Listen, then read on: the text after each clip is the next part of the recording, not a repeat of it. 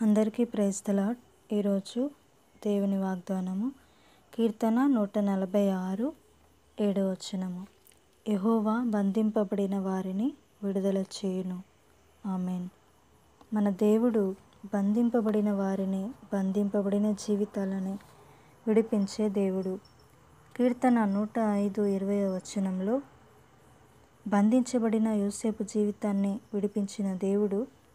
ఈ వాక్యం వింటున్న మీరు మీ జీవితంలో ఏ రకంగా బంధించబడిన స్థితిలో ఉన్నా దేవుడు మీకు విడుదల కలుగజేయబోతున్నాడు. లూకాసు సువార్త 13:12వ వచనంలో 18 ఏండ్ల నుండి నడుము వంగిపోయి చక్కగా నిలబడలేకున్నటువంటి ఆమెను దేవుడు స్వస్థపరిచి ఆమె బలహీనత నుంచి దేవుడు విడిపించి ఉన్నాడు.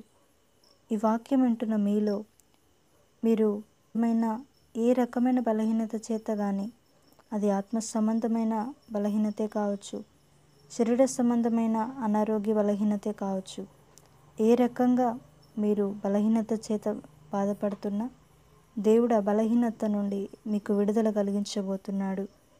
కొలస్సీ పత్రిక 1:13వ వచనంలో దేవుడు మనలను అంధకార సంబంధమైన అధికారంలో నుండి విడుదల చేసి ఉన్నాడని దేవుని వాక్యం సెలవిస్తుంది.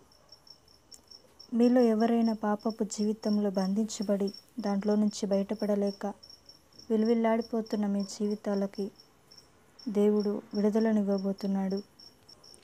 వీటిలో మీరు ఏ రకమైన బంధింపబడిన స్థితిలో ఉన్నా దేవుడు మీకు విడుదల కలుగజేయునుగాక. ఆమేన్.